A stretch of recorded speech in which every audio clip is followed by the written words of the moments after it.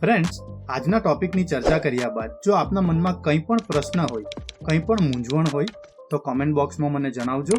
હું ચોક્કસ આપના પ્રશ્ન, આપની મૂંઝવણને દૂર કરવાનો પ્રયત્ન કરીશ. સો ફ્રેન્ડ્સ, ચાલો આજના ટોપિકની ચર્ચા શરૂ કરીએ.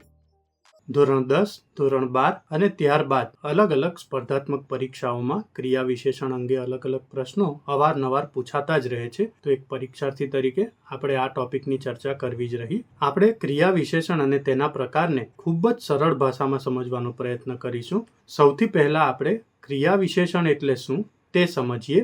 સામાન્ય રીતે વાક્યમાં આવતી ક્રિયાના અર્થમાં વધારો લાવવા જે પદ એટલે કે જે શબ્દ મૂકવામાં આવે તેને ક્રિયા વિશેષણ તરીકે ઓળખાવી શકીએ. ફ્રેન્ડ્સ, આપણે આગલા વિડીયોમાં જોયું હતું કે વિશેષણ એટલે નામના અર્થમાં વધારો કરે.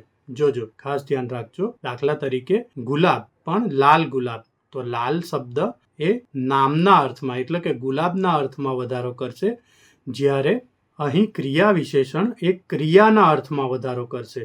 એટલે કે મહાન સચિન રમે છે, તો અહીં મહાન શબ્દ વિશેષણ છે, પણ મહાન સચિન સરસ રમે છે, તો સરસ એક ક્રિયા વિશેષણ છે. તો આ વસ્તુ ખાસ ધ્યાનમાં રાખવી. અહીં આપણે ઉદાહરણમાં જોઈએ તો ઝડપથી દોડવું, ઊંચો કૂદકો મારવું. હવે દોડવું એક ક્રિયા છે, પણ ઝડપથી દોડવું, તો ઝડપથી શબ્દ એ દોડવાની ક્રિયાના અર્થમાં વધારો કરશે.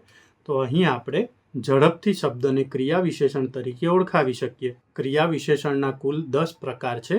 ક્રમવાચક વિશેષણ, સ્થળવાચક વિશેષણ, સમયવાચક વિશેષણ, રીતિવાચક વિશેષણ, હેતુ અથવા તો કારણવાચક વિશેષણ, પ્રમાણવાચક વિશેષણ, નિશ્ચયવાચક વિશેષણ, સ્વીકારવાચક વિશેષણ, નકારવાચક વિશેષણ અને સંભાવનાવાચક વિશેષણ. હેતુ અથવા તો કારણવાચક ક્રિયા વિશેષણ. અહીં વાક્યમાં જે પદ ક્રિયા થવાનું કારણ બતાવે તેને હેતુ અથવા તો કારણવાચક ક્રિયા વિશેષણ કહી શકાય.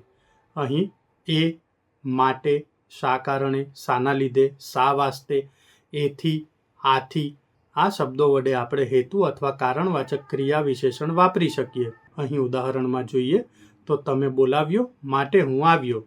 તો આ રીતે માટે અને શા માટે આ બંને શબ્દને આપણે હેતુ અથવા કારણવાચક ક્રિયા વિશેષણ તરીકે ઓળખાવી શકીએ. સો ફ્રેન્ડ્સ, હું આશા રાખું છું કે આજે જે માહિતી મેં આપને આપી તે આપને ગમી હશે. જો આપ ઈચ્છો છો કે હું બીજા પણ આવા ટોપિક પર વિડીયો બનાવતો રહું તો પ્લીઝ કમેન્ટ બોક્સમાં એ ટોપિકના ટાઇટલ મને જણાવજો. હું ચોક્કસ એ ટોપિક પર આપની સાથે ચર્ચા કરીશ. Thank you very much and best luck for your exams.